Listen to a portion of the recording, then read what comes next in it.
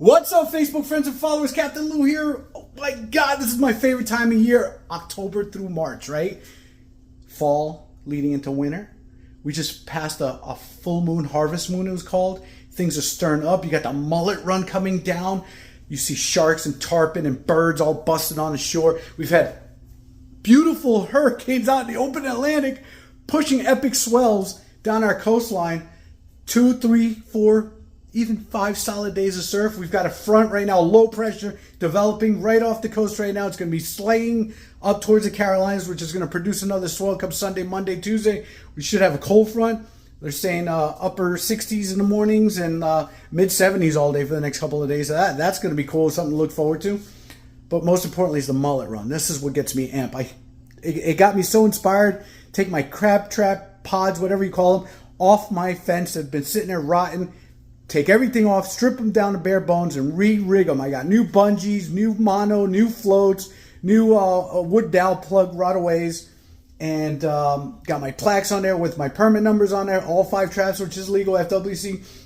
And last night we went out looking for mullet. Now, unfortunately, it seems like the wind and the blow is still keeping them out in the open ocean. There wasn't a lot in the intercoastal, but luckily my good buddy Jeff, Mullet Head, had plenty of bait still in his deep freezer, which reminded me to go clean out my freezer today. Guess what? I found a ton of bait as well. Frozen stuff that I've got in there, slabs of whatever, even bonita stuff. So be setting the traps again in the next week or two. Well, hopefully with the new moon. These king tides have been moving a lot of volume of water, and the ocean, the intercoastal, everything's lit up right now. So again, my favorite time of year.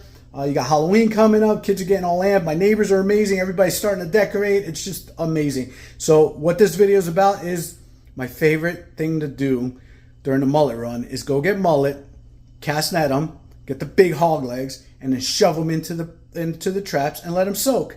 And hopefully we get blue crabs. That's what I like. Yesterday we ended up going out to the inlet looking for stone crabs, or stonefish.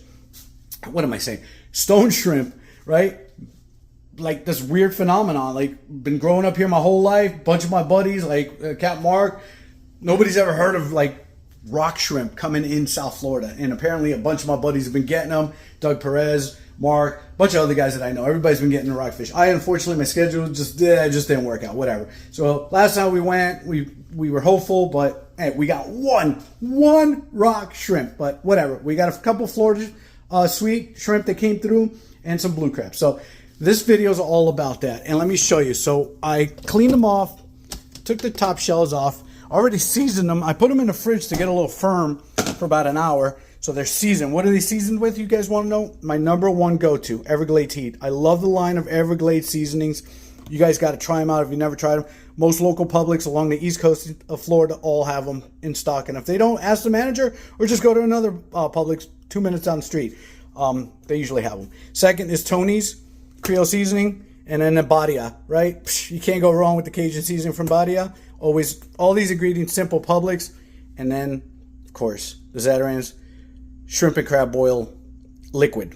And what I do is, this is the highlight. This is my baby right here, the can cooker. Usually start off with 4 cups of water, and I'll pour in half the bottle of the boil mix here, and that helps like release the meat and gives it a great flavor when it's all steaming. So what we'll do is I'll get the corn and the potatoes steaming 15-20 minutes, then I'll pop it open, then I'll put the shrimp and the crabs in there for another 15-20 minutes. In the meantime, I'm going to saute in the old school Cuban pot. Yeah, what do you guys think of that? Olive oil, chorizo, look at that, shallot, boom, garlic.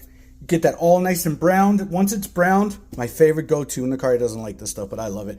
Yellow rice, babe, in a container. It's real simple. 1 cup, boom, 1.25 cups of water. Get it to a boil. Bring it down to a simmer. Leave the top there about 35-40 minutes, and it is fantastic, delicious eating rice. I don't care what anybody says. Or you can go old school white rice, and then just add your sazon from Goya, which has culantro, achote, and the most important ingredient in there is saffron, which is what turns it that reddish yellow color that most people like. But for me, this is my go-to. All right, and very simple. So stay tuned. Watch us on Instagram, Facebook, Captain Lucky Lou, and most importantly, Sea Grape the Sea Craft. Follow all our adventures, and come join us for dinner a little later.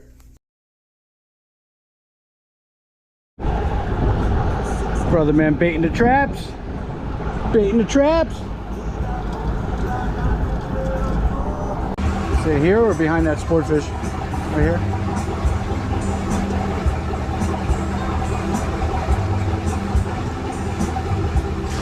Nice. All right. Hope we get some.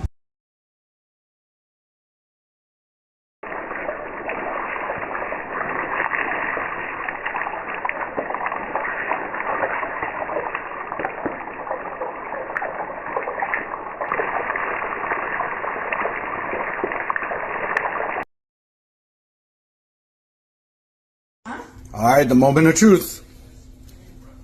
Oh, look at that, guys. Now that's how it's done. Yeah, you steamed it up. There's our rice with chorizo and the boil.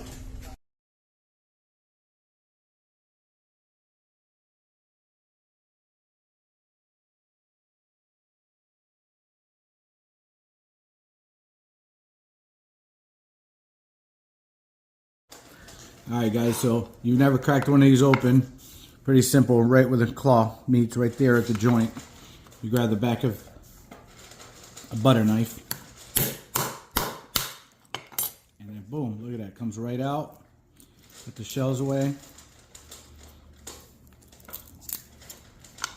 Look at all this. Look at all that meat. That's solid meat right there. Delicious. Yummy. Oh.